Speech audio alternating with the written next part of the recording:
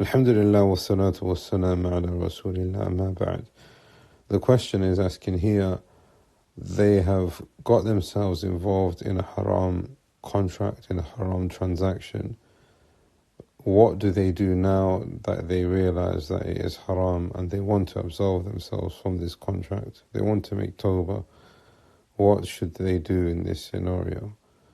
Now, the majority of the ulama have said this person must remove himself from the contract. It is not allowed for him to continue in this manner.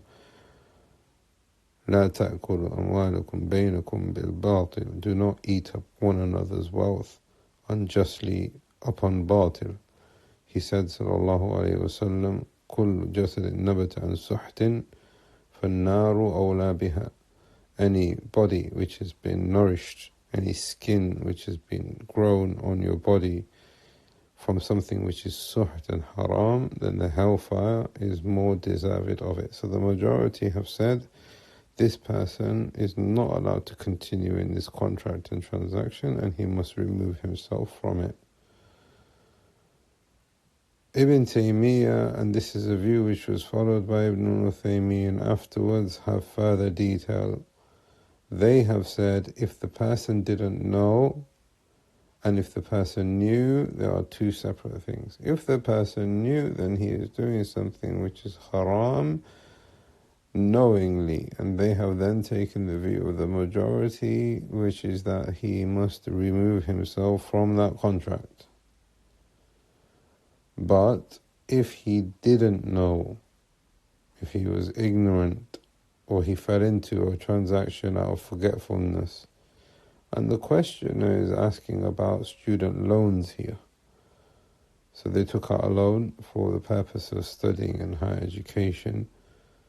And I don't know, the questioner has not said whether they knew or not. But here's the details so you can work out for yourself. If you knew, then you must remove it.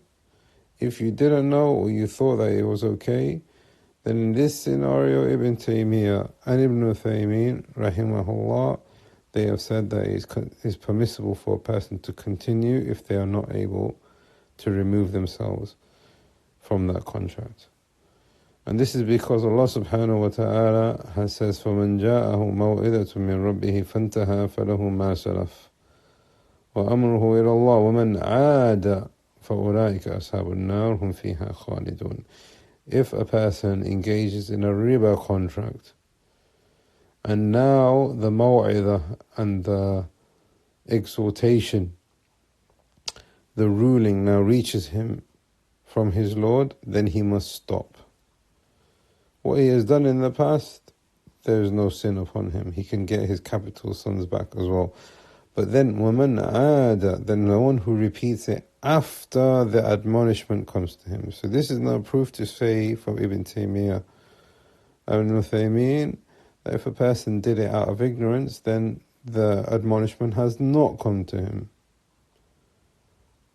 This doesn't mean that he can continue, but it means that he should remove it. But if he can't remove it, then he can continue if there is difficulty in removing it. Now, here is another thing though. Are you allowed to keep some of it for yourself? So let's say the person says, okay, I'm going to err on the side of caution and I'm going to remove this haram transaction and get rid of it. Whether it's student loans not so easy, but anything else. Are you allowed to keep any of it?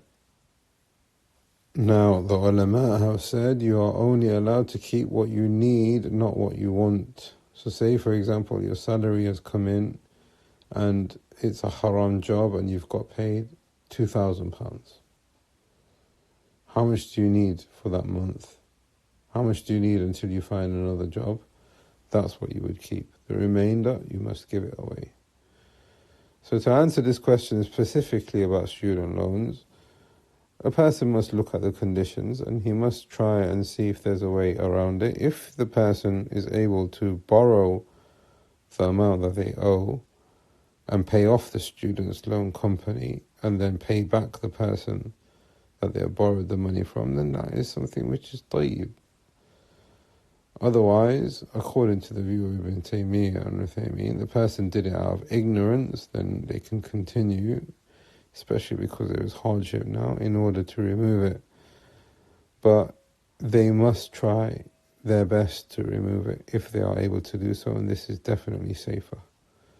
We ask Allah subhanahu wa ta'ala that He grants us all tawfiq and success and purification internally and externally, and that He blesses us with whatever He gives us in the dunya and in the akhirah. هذا والله أعلم وصلى الله على نبينا